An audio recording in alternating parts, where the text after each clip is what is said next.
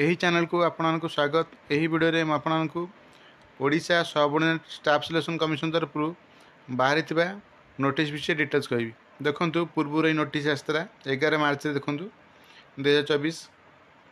देखो ये दिखाई STN SC डेवलपमेंट डिपार्टमेंट तरफ टीचर पोस्ट बाहर जार फॉर्म पका आरंभ तारीख होता 1/4/2024 रु 25/4/2024।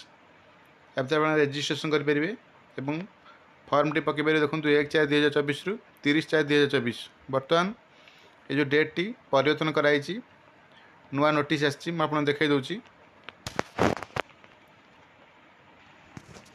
देखु 30 मार्च 2024 नोटिस आसी जार फर्म पका आरंभ तारीख 1/5/2024 रु 25/5/2024 भितर आप रेजिस्ट्रेशन करेंगे और फर्म टी 1/5/2024 रु 31/5/2024 भितर आप फर्म टी सबमिट करेंगे।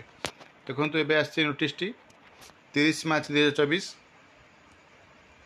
ये Odisha subordinate staff selection commission तरफ आसी नोटिस विषय डिटेल्स। जब प्रथम कर आप चैनल देखते चैनल सब्सक्राइब करना सब्सक्राइब करूँ। सब्सक्राइब कला ऑल नोटिफिकेशन ऑन करूँ जहाँद्वारा ये चैनल जो इनफॉरमेशन दिखाई आपके पाखे प्रथम पहुँच पार।